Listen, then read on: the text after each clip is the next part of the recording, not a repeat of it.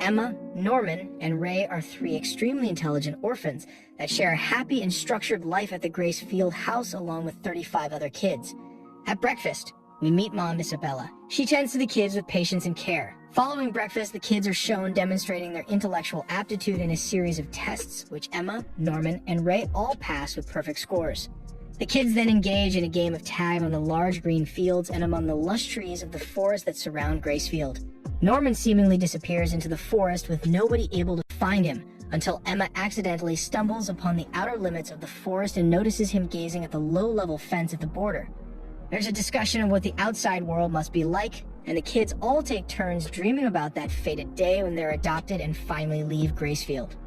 One of the younger kids, Connie, is actually being adopted that very day. After a day of play and fun, Connie bids a tearful farewell to her Gracefield family and is led away from the house by Isabella.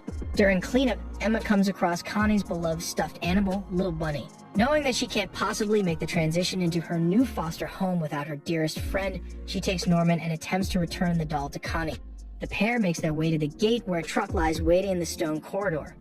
Emma assumes that if she leaves the bunny in the back of the truck, that Connie will eventually find it, but when she goes to place it, she discovers a horrific scene.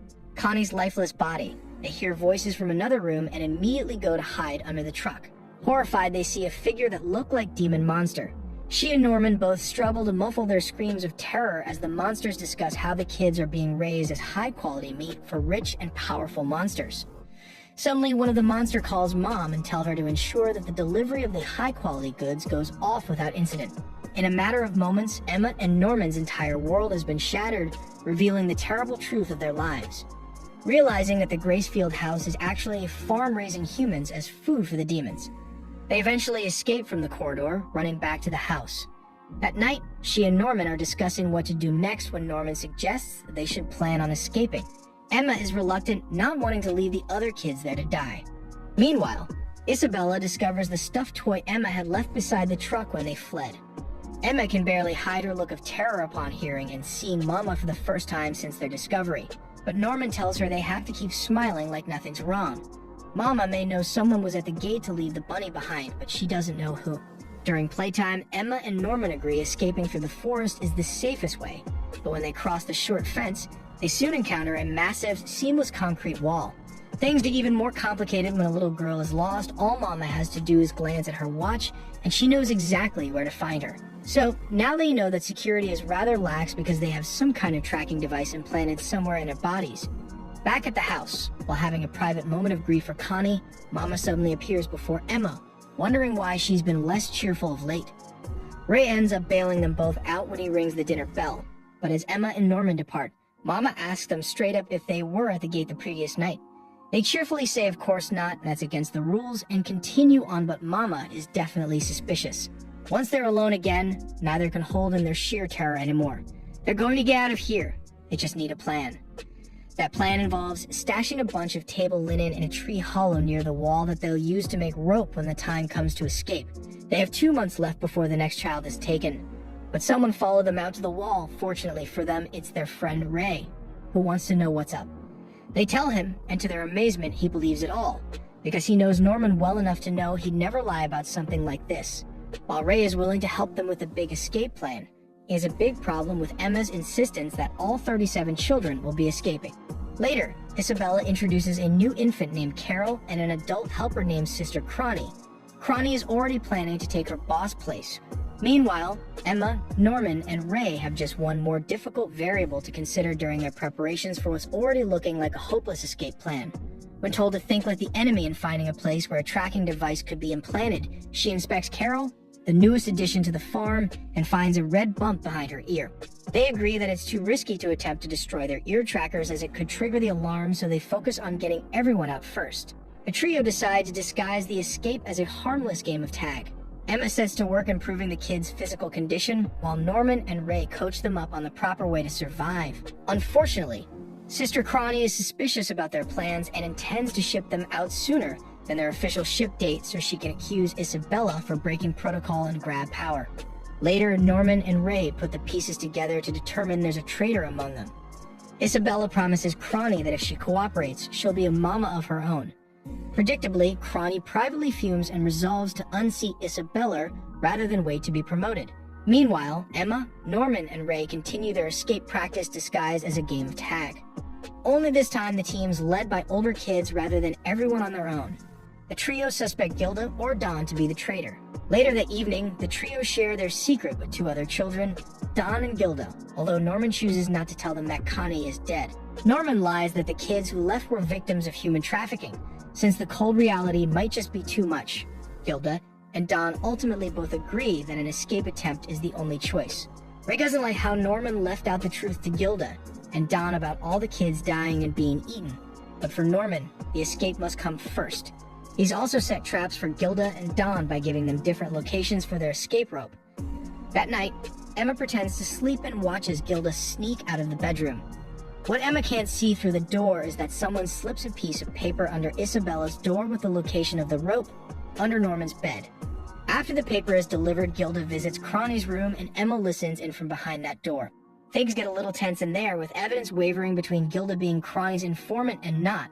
But in the end, Gilda does what Emma hoped for and refuses to give up any information. When Norman and Ray search the two spots where the rope was hidden, Norman says there's nothing under the bed, and Ray says that must mean Don is the traitor. Only now Norman is convinced that Ray has been the real traitor all along, since he was the only one who knew about this place. For his part, Ray doesn't deny anything, but he does explain that he did it because it had to be done. Norman agrees to forgive Ray as long as he agrees to be his spy as well. Ray agrees, but only if Norman tricks Emma into thinking they're taking everyone. Other than Gilda and Don, the little ones will be a burden, both during and after the escape, and Ray didn't spend years being Mama's informant for everyone to get killed in a futile attempt to get everyone out. Later, Ray meets with Isabella, telling her the others continue to use the game tag as practice, but focuses Mama on Sister Cronny as the primary threat. Later, Ray admits to Emma that he's Mama's informant. Gilda and Don feel left out of most of the private conversation between the other three, but Gilda and Emma start observing Mama more closely, and Emma discovers there's a secret room where she does something. Don is itching to get in there, but Ray urges caution and Norman agrees. But Don doesn't know that Connie is dead, and so he wants to escape and save her. To that end, he and Gilda enter Mama's room, and Gilda slides a bookshelf aside to reveal a locked door. Don persists in creating increasingly tense situations for himself and Gilda, and is obsessed with learning the truth the other three won't tell them, so he steals Mama's key. Meanwhile, Norman, Gilda, and Ray agree that in order to escape and survive, they'll have to gather as much info as possible about the outside world and how they'll be able to live out there. Within many books in the library, there are book plates bearing the name William Minerva and various words in Morse code. If they can figure out the order of those words, they may be able to glean some kind of useful information Bill is trying to secretly relay to them. It gives the kids hope there might be other humans out there, resisting the demon hegemony. As for Don and Gilda, they explore deeper and deeper into Mama's secret chambers, finding all of the stuffed animals and toys that not only confirm that what Norman said about the adults being bad was true, but make them suspect something far worse is going on. Norman and Ray scold Don and Gilda, but they know they haven't gotten the whole story. Norman decides to tell them the truth, and as expected, it's a lot to take. Don and Gilda help steal certain materials that Ray mentions in his report to Mama, detailing Norman's plot to kill her. Norman tells Emma he's having Ray feed Mama false intel, so she'll ultimately be misdirected or otherwise distracted when they make their escape. During his report, Ray also learns that when the monthly shipment occurs in January, he will be the one being shipped out. His time grows short. Only a week remains until the agreed-upon date of the escape, but the kids get a bit too careless and they're open conspiring, and Sister Cronny suddenly pops out from behind a tree to announce that she knows everything about what the five of them are plotting. However, she isn't angry, nor does she threaten them instead. She suggests they join forces against Mama. That night, Emma and Norman visit Cronny and ask her a series of questions which she answers, but they also realize she knows more than she reveals. Meanwhile, Ray receives an instant camera from Isabella as a reward for his assistance. Later, Mama informs Cronny that she has been appointed as mom for Plan 4 and has to leave immediately. When she presents her evidence to Grandma of the high-quality kids' escape plan, it's utterly shrugged off because the kids are still under control. Grandma then asks the demons to kill her. Isabella, calling out Ray's treachery, suddenly and unexpectedly terminates their arrangement, locks him in a room, and uses her tracking device to detect Norman and Emma. When Don and Gilda see Isabella leave the house, but no sign of Ray, Don races into the house. busts down the door and frees Ray, and the three of them head to Norman and Emma's location as quickly as they can. Mama encounters Norman and Emma and rejects their fake smiles, dropping the pretense that she's maintained for 10 years. She also makes a seemingly heartfelt plea for them to stop resisting and simply accept their fates. When Emma and Norman reject Isabella's ultimatum, Mama snaps her knee like a twig, then lovingly applies a splint and carries her back to the house. Later, Isabella informs a horrified Norman that his shipment date has been set. When Norman proposes, they proceed with the escape plan when Emma is healed, and without him, they reject it. They tell him to deactivate his tracker with the device Ray has just completed and hide out until Emma heals. Then they'll all escape together. Norman agrees to the plan, and the next morning, Norman executes his escape. After he attaches the rope, he holds it taut as he runs up the wall and manages to grab hold of the top ledge and hoist himself up. A vast forest unfolds in all directions on the other side. If they could get everyone into that forest, the adults would have a hard time to find them. When Mama finally notices Norman is not around, she checks his tracking device and her expression makes it clear it's not working. But to Emma and Ray's horror, she smiles and closes the device and Norman emerges from the forest. Only while atop the wall and looking over the other side could he discover the truth. There is a vast, deep cliff between the wall and the forested land of a distance they can't hope to overcome. Norman offers them a ray of hope by noting that the complex of farms or plants form a hexagon, one side of which is the HQ where there's a bridge across the cliff. But he won't be joining them and his mind will be changed. The scene of Norman's goodbyes is rough. All the kids are either in tears or just barely holding back, but no one is suffering his impending departure more than Emma, who tries to give him the tracking device breaker. Before they part, Norman hands her back the tracker breaker and tells her not to give up. Norman and Mama walk to the gate. They reach the gate and Mama directs him to room to wait, and that's the last we see of him. Emma and Ray are gutted by Norman's loss. The two of them don't seem able to continue on, even with support from Don and Gilda. Ray tells them he's tired and doesn't care anymore. They can do what they like. Both the little kids and Mama take note of Emma's constantly depressed state. Time passes and Ray's shipment date arrives. Emma wakes up and finds him in the chapel. It's there where both of them reveal that they've been acting around Mama, making Mama thinking they really did give up. Ray discussed with Emma on how burning the house down is the best way for them to make their escape.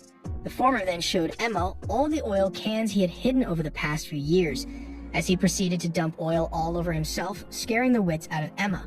Ray explained how he has been waiting for the day for him to end his life, as it would serve as a distraction for Isabella to rescue him whilst Emma and the other orphans can make their escape. As the clock chimes midnight, the now 12-year-old Ray ignited a fire. Emma hastily ran towards Ray. Soon after, a loud scream could be heard. Isabella went after the commotion as she saw Emma lying on the ground, devastatingly calling out Ray's name. Isabella checked her radar and noticed how Ray is indeed inside the burning fire. The former attempted to extinguish the fire, hoping that she would still retrieve Ray's brain. When Isabella ordered Emma to escape, she turned around and noticed how she already disappeared.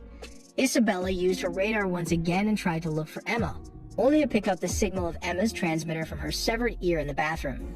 Emma joins the other orphans in the forest. Don enlightened Ray on how Gilda and Emma had been getting the older orphans into the escape plan. Ray recalled how Emma prevented him from burning and killing himself and slapped him. Toma and Lanny came into the cafeteria and had wrapped meat and Anna's cut hair in Ray's clothes as a decoy. Emma revealed to Ray how months earlier Norman told Emma of Ray's plan to burn himself and prepared a counterplan for her, which meant that they were already prepared to escape. As the orphans later evacuated the house, Isabella managed to get the communication device. As she stood outside the house, staring at it as it burns to the ground, Isabella started to laugh, as she happily states how she will catch them all the orphans back. Before Isabella can make her move, Phil appeared behind her as he tugged her dress. The latter was shocked to see the child's presence. As the kids begin their ascent up the wall, Emma informs Ray of a change in her plans. Rather than rescue everyone tonight, she's leaving all the little ones forward and under behind, and is committed to coming back for them and everyone else in the other plans before their various shipping dates arrive. That's why little Phil is with Mama as the house burns. Turns out Phil isn't on it, and even though he's only 4, he now understands what it means that Norman, Connie, and the others were harvested. Emma leaves him in charge and telling him to be ready for when she returns. There's another wrinkle in the plan for which Ray was kept in the dark, which meant Mama was kept in the dark. They don't use the very obvious bridge to cross the cliff. Instead, Don heaves a stone across a narrower portion of the cliff, and the rope wraps successfully across a tree. He ziplines across, secures the other end of the rope, and secures the second and third that kids use water rockets to launch across.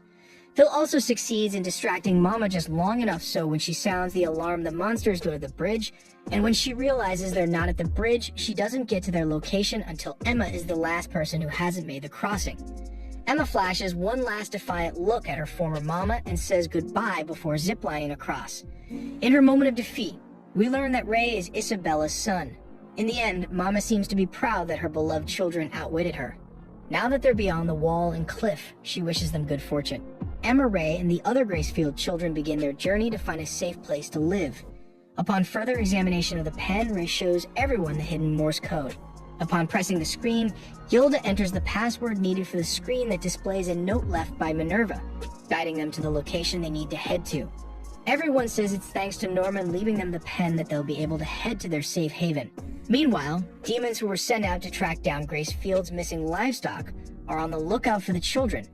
As the night carries on, the children continue to make their way until they're stopped in their tracks by a wild demon who chases them throughout the forest.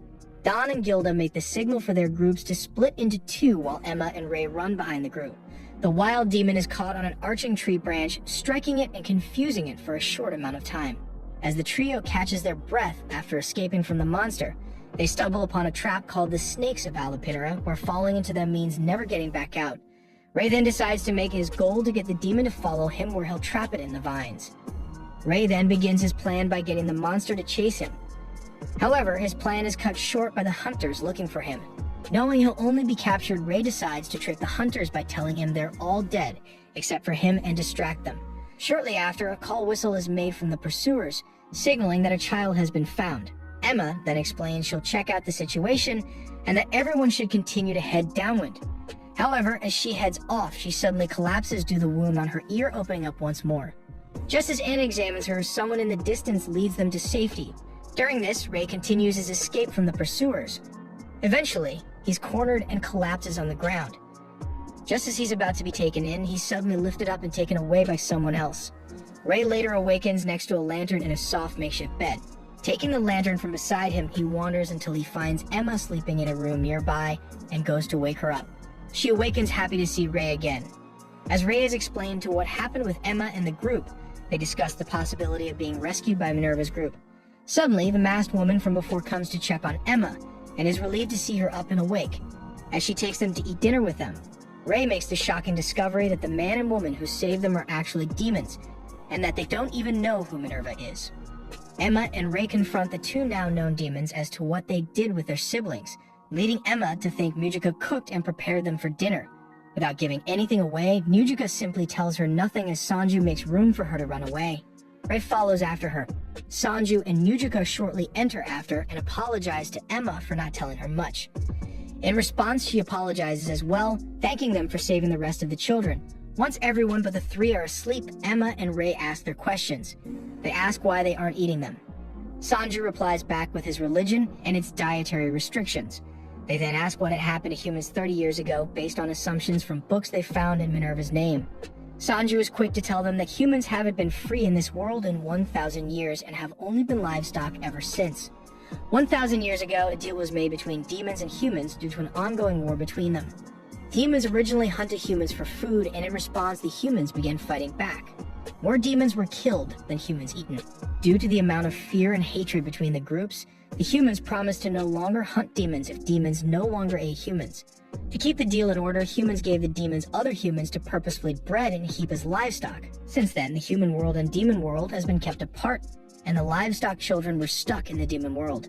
Later on, Sanju gives the children directions as to where they want to go and explains it'll take 6 days total.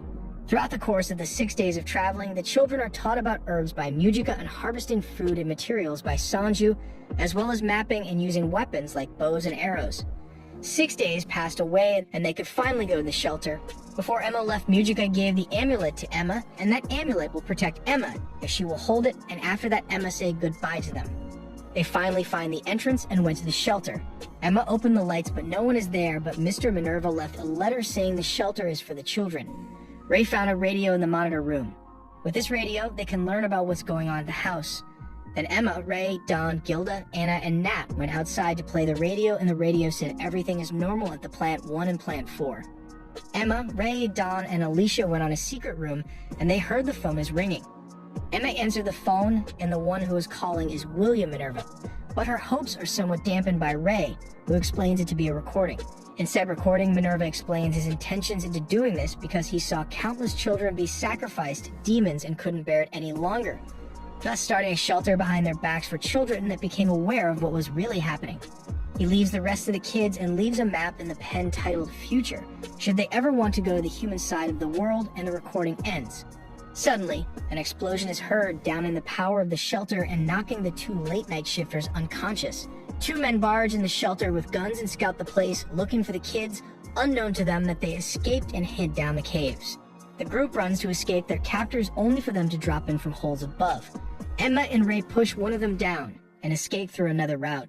Once on the surface, they gather the kids and order them to run into the forest. However, the forest is blocked by a group of armed soldiers who have all the kids at gunpoint, ready to pull the trigger. Unbeknownst to them, the demon the kids have encountered a couple of days back was roaming around the area and then kills all the soldiers. Ray shoots it in one of the eyes, leaving it writhing in pain. The demon, enraged, chases the kids once more, as they all split up into the darkness of the forest. Back at the prison, one of the demons held a flower of death and was planning to use it on Isabella after a heated debate with his bosses due to the variety of options they had on her. He decides to make a deal with her. He'll give her freedom and something desirable if she manages to bring back all the children, alive or dead. After the attack on the shelter, a group of kids disguised as demons make way into a nearby town under guise of business. They discover that most of the populace are bitter and poor due to the nobility taking almost all shares of human meat. In an abandoned temple not far from town, the kids live in temporary residence while Emma and Ray figure out what to do after the attack. The next day, Toma, Anna, and one of the kids reveal their demon costumes to the group and beg Emma to take them with her into town. Emma objects initially, but gives in when Don decides to take them anyway. Suddenly, an old demon emerges from the shadows, not able to recognize the children due to blindness, and believes they are demonic children who are passing through. He begins to pray for his kind and wishes for everything to turn out better for them. Wishing for the town to prosper again, he leaves. In the town's slums, 2 demons look at their relatives' deteriorating conditions and worry they won't survive the next couple of days. One of them believes that the kids that escaped from Grace Field are still at large and might possibly be in town, and if they catch them and feed them alive, their relatives will survive and be cured of their sickness. Back in the forest, Toma show their slingshot method of catching the gooey fish to the group. Once they're done, they decide to trick Emma to go into town to get some seasoning there. However, once in the market, the 2 bump into the same demons who were searching for them by accident. At first apologizing for this encounter, the demons start to smell human meat and believe that they were carrying some but find fish instead. In a panic, the 2 run and the demons give chase all across town. Emma and Ray watch from the rooftops before they were chased by another group of demons. As soon as both groups lost their pursuers, they jump back down and try to navigate back to the temple, only for the original 2 demons to find them, and then another group of demons hold Emma and Ray at sword point. While the former group tries to dissuade the latter to not kill their quarry, they did not notice another demon appearing behind them and slice them in half, surprising Emma and Ray. While expecting their deaths, he says Emma's name and declares that he found them, and they discover to their shock and horror that the demon behind the mask is Norman. Back at the ruins, Dawn, Gilda, and the others are all shocked at seeing Norman in front of them. Norman explains that he was taken to a lab called Lambda instead of just being sacrificed. He witnessed children being drugged, experimented, and mutated on, himself being tested a few times. He was able to escape with a supporter of Minerva's help. Sometime later, he was able to develop a drug that degenerates demons and return them to a primal state. Recalling Emma's goal, he began mass production of the drug to make them primal and exterminate the demons altogether, and build a human world for themselves so they wouldn't live in fear anymore. While everyone supports his plan, Emma is starting to feel unsure. Emma confesses she doesn't want to kill demons, as it would make them no better than the demons in the first place. She seeks a pacifist route, though accepts that it will never happen. In the forest, Ray is looking for a hideout that Norman told them about. Once there, they are greeted by Ciclo, Barbara, and Vincent, Norman's adult co-conspirators, and inform him that Norman is out and will be back soon. Norman arrives and beckons the latter 2 outside before addressing his friends. As he introduces the drug, Ray reveals that some demons will not degenerate with the drug, and Norman curiously questions them and rise in anger after hearing that the demons the group encountered are still alive. Angrily reacting to Mujika's name, Norman recalls her exploits that span all the way back 700 years. Originally a savior of an out ghost town, she can turn anyone into a non-human eating demon by fusing her blood through any means and can create demons through her sane composition. Word soon spread throughout the demon world and it became prosperous for a time. However, the king found out and carried out a genocide of demons who carried Mujika's blood to keep the demons in line and not be overthrown or have any coups from them. These events sparked the human-demon war and the promise soon after, and Mujika faded away into obscurity, unaware to everyone that she was on the run ever since. Norman berates Emma for her way of thinking and resolves to kill Mujika and Sanju so nothing stands in the way of his plan, despite Emma's protests to the contrary. He got shipped out, all the gates were destroyed, Minerva and his supporters were all exterminated, and the only way to the human world is right where it all began, Gracefield House, miles underneath it. Emma makes a last-minute deal. She'll find Sanju and Mujika in a week and he has to stop his plan. After a brief argument with timing, Norman reluctantly agrees and gives his former friends 5 days to find them, else he continues with his plan. He sees them off and walks downstairs to the basement. He declares that the plan is still on and will kill them all when they bring the 2 demons to him. Dawn and Gilda join Emma and Ray into tracking them down and bringing them to Norman, as well as to keep them out of trouble. Back at base, however, Norman suffers a coughing fit and remembers the night of his shipment. Norman recalls what happened at Special Facility. He did not end up being sacrificed on his shipment day. A man named Peter Rattray welcomed him, and he said that he wants Norman to help him in his research. Norman went to Facility where he took tests and he was able to answer each question correctly. Sisla was injected with various mutations, Barbara was tortured, Zazie was chained to a wall, and Vincent was experimented with his head. Throughout his stay, Norman made a plan to escape the facility and was able to get explosives to a bomb he was making. One night, he triggers it and succeeds in his plan and breaks out the surviving inmates, including the 4 whom he employs under him, and is given a pen by a man before dying of his injuries. Back to the present time. In the forest, the 4 are chased by the wild demon. The demon was downed by Ray shooting it in the eye, while Emma collapsed from exhaustion. She was almost eaten, but Sanju kills it. Relieved that they found Sanju and Mujika, they tried to bring them to Norman. However, it was all in vain, as Norman and his group raids the village. They made a bomb in the demon village and spread the drug which degenerates them, and they start attacking each other. The 2 Sikyoung demons came out of their house to flee, and Norman personally went into the demon village to slaughter them. One little demon girl tries to escape from Norman's wrath, searching for her grandpa, the same demon who often prays for things to get better. Just as he returns, he saw the village burning. Realizing what's happening, he tries to find her granddaughter. The drug reaches them and the little demon degenerates, but her grandpa does not. Realizing he's a descendant of Mujika's blood infusions, he attempts to kill them. Norman then sees the carnage his group has wrought onto the demons and begins to have some regrets. Before pulling himself together and preparing for battle, Emma and Ray attempt to convince Norman about how they can still escape without killing the demons. He breaks down crying in front of Emma, crushed by suffering he has experienced and his rash decisions based on the time he has left. Mujika came and she gave the glass with blood to the female demon, instructing her to spread it to everyone so they will not degenerate again. Barbara tries to kill the demon, but she sees herself in them and suffers a migraine due to it. Zazie charges at the demon, but Norman tells him to stop. Barbara regains her composure and replies Norman is more important than revenge. Mujika saw the 2 young demons and she gave the glass filled with blood to them before heading back to the temple. Once there, Toma and Lanyon ran over to Ray in a panic and inform him that Phil and others are about to be shipped out, unaware to them. It was a trap set up by Rattray and his newest grandma, Isabella. Rattray explains his plan to expand the Lambda drum-based development to other farms, demolishing the need for high-class farms such as Gracefield. The demon agrees to the plan, but makes Rattray keep some of the farms open so they can provide to the commoners. Norman realizes that they are planning to shift to Lambda-style farms sooner than expected, and Emma desperately tries to make a plan to rescue Phil and his group, despite Ray's suspicions that it's a trap. The little demon girl gives a piece of the promised pen to Emma. The pen displayed blueprints of the inside and outside of Gracefield houses, showing the gate to the human world as well as a recipe for a cure of all the side effects due to the drugs that were used on Norman and his other friends. Emma, Ray, Norman, and the other children decide to go back to Gracefield in order to save Phil and the others. However, while everyone is sleeping, Vincent is seen making a radio call to Gracefield with Isabella picking up on the other side.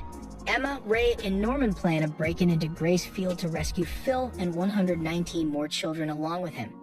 They plan to launch hot air balloons and drop a demon-killing drug on the farms.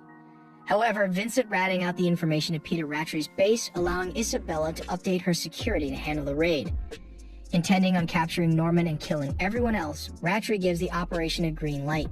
Meanwhile, Phil, Simon, and other children from the farm are instructed to get ready to be shipped out. Soon after, the children from Lambda begin infiltrating Grace Fields via hot air balloons. However, the hot air balloons were decoys planted to explode on impact with the ground, allowing Sanju and Norman's co-conspirators to attack and kill them from above. They manage to get inside and attack the demons they see there with smoke bombs. Vincent hacks into the network and taunts Rattray for falling for the trap, and the demons watch Emma sabotage the CCTV system. Once the lights were shut down, Gemino leads the children to the elevator while Phil distracts the women with the suitcases, causing them to trip and miss catching the children. The group head to the elevator where everyone reunites. However, the reunion was short-lived as the breeders point SMG at them. Isabella tauntingly welcomes the children back. Rattray takes in the defeat of the children and asks them to stand down and surrender. As Rattray is about to kill Emma, Isabella turns on Rattray and points her gun at his back, everyone following her lead. Despite being outnumbered and outgunned, Rattray still believes he is safe and already won due to backup coming. However, the backup was dispatched by civilians of the demon town along with Mujika, Sanju, and Vilk in an uprising against the farms. Vilk breaks into the elevator chamber and declares war on Rattray after enduring centuries of starvation and oppression by the ruling demons and humans. As Isabella is about to kill Rattray, he pulled out a knife and ended his life, regretting the murder of his brother, who is none other than William Minerva. With Rattray dead, the Gracefield residents are able to go to the human world at last, which takes the elevator down to a tree-like door marked with the Owl of Minerva. They stick the pen into one of the owl's eye when the door opens, and they walk into the unknown void. As they disappear, Emma, Ray, and Norman reveal that they are staying in the demon world. Norman's co-conspirators join up as they want to rescue their comrades left behind. Don and Gilda end up going to the human world in order to help care for the younger children alongside Isabella. The doors begin to close, and Phil runs out to hug Emma one last time, promising to come and get them should they take too long. They end up in New York City, where they are helped by the people there, despite the humans in the demon world's claims to the contrary. The children finally get to wear normal clothes, go to school, and live their lives as regular children. Back in the demon world, everyone else crosses along barren wastelands and mountain ranges, meet children from what appear to be other farms, and save them. They finally arrive at the capital after passing a war-ravaged battlefield, and Mujika is able to share her blood with other demons and gets praise for her efforts. Back in the human world, many years have passed and all the children have grown. At the outskirts of New York, Phil reunites with Emma for the last time, having succeeded in her mission. The end. If you enjoyed the video, be sure to like, share, and subscribe for more. See you next time.